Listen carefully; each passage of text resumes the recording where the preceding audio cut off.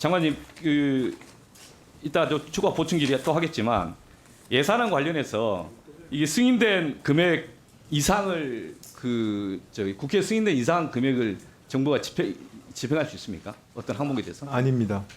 그게 안 되는 거죠. 네네 그렇죠. 그죠? 그런데 승인된 금액 중에 일부러 집행 안 하는 것은 적절한 건가요? 그거는 제가 아는 범위 내에서는 저희가 승인하던 그 지출의 그 어떻게 말하면은 지출의 한도를 저희가 승인을 받는 것이고요. 그 안에 있는 게 여러 가지로 지금까지 여러 가지 불용도 있고 그다음에 사실상 불용도 있기 때문에 네, 그 부분은 그래서 불용을 어떤 게 할 것인지, 어떤 항목을 불용할 것인지, 몇 프로 불용할 것인지를 기재부가 마음대로 해도 된다는 건가요? 마음대로 해도 된다는 건 그게 아니고요. 저희가 예산안을 냈을 때 거기서 국회 승인 받은 여러 가지 그 재정 건전성의 이슈도 저희가 승인을 받은 거기 때문에 기획재정부는 그걸 지키기 위해서 국가 채무의 그 증가를 최소화하기 위한 노력을 했다는 말씀을 부족한 점이 드립니다. 있으면 예비비로 뭐 보충할 수 있는 이 정도 여유는 있지만 항목 자체가 이렇게 이 큰 규모로 있는 항목을 이제 전용항을 안 쓰고 하면 그것이 국회 예산 제도의 승인 심의 그 제도에 맞나요? 지금 저희는 지금 다 적절하다, 권한이다라고 지금 계속 이야기하는 거 아닙니까? 우체국이나 연기금 간에 이게 왔다 갔다 하는 거 또는 적자성 부채를 이제 만들어냈던 그게 그 규모가 몇십 조 되던데 금융소 부채 적자성 부채한 것도 다 우리의 권한이다. 이미 승인해 준 거니까 또는 그 규모가 얼마나 되든 간에 고용체제도 왜 그게 문제냐라고 이야기하시는 거 아닙니까? 오늘 지금 하루 종일 이야기하는 게 그 이야기거든요.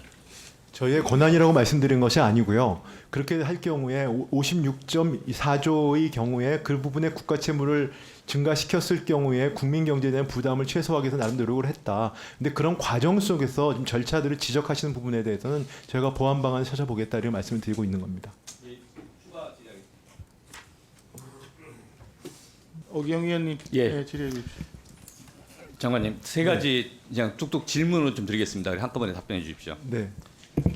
지금 국가채무가 2023 회계년도에 보니까 적자성 채무가 47.4조 증가했습니다. 그리고 적자성 채무 중에 일반 회계 적자 보존을 위한 채무는 54.3조 증가한 걸로 예결특위에서 이제 전문위원들이 보고를 했습니다.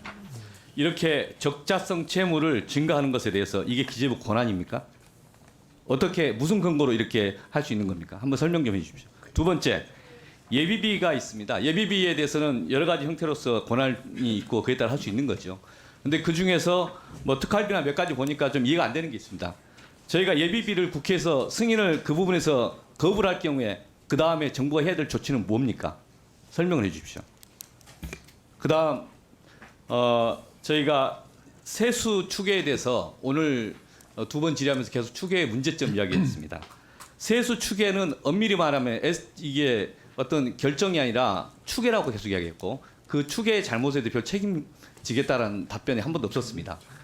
세수 추계는 틀릴 수도 있고 맞을 수도 있다고 하니까 그래서 어쩌라고 이런 태도이신데 그런 세수 추계에 기초한 세입 예산안은 상당히 문제가 있다고 봅니다.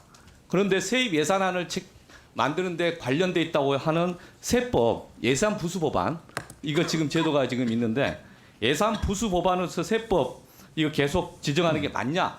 그래서 예산 부수 법안 세법 지정하는 거 이거 제도 폐지해야 되겠다. 저 그 법안 발의했습니다. 이것에 대해서 의견이 어떠신지 하나씩 이야기 좀 해주시죠.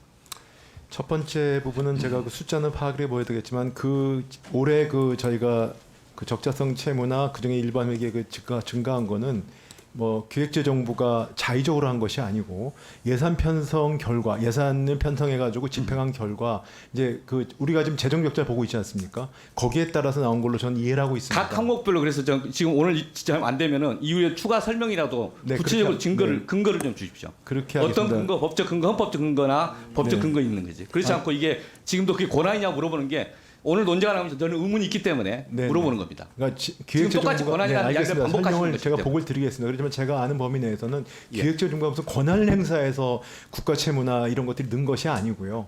그 예산 편성의 결과, 예산을 집행한 결과치입니다. 국회에서 위임한 권한의 범위에서 한 것이냐 네. 아는 걸 물어보는 네, 거죠. 그건 설명을 실제. 드리겠습니다. 예. 그렇게 알고 있는 지금 국회에서는 네. 그렇지 않았지 않냐 내지는 취지에 반하는 거 아니냐 그 지적을 하는 거죠. 네네. 두 번째 예비비와 관련된 거는 그 예비비 승인을 갖다가 우리가 헌법에 따라서 그 다음에 좀 받는 걸로 되어 있는데 제가 네, 예비비를 승인해야 될 의무가 있는 게 아닙니다. 국회는 승인할 권한이 있는 것이죠. 네 그렇죠. 예. 그래서 안 할 경우에 그 항목은 어떻게 처리해야 되는지 헌법적으로. 아, 승인하지 않았을 경우에 항목은 어떻게 다른 규정이 없습니다. 네, 지금 다른 규정이 없는데 제가 법적 검토를 해서 보고를 드리겠습니다. 네.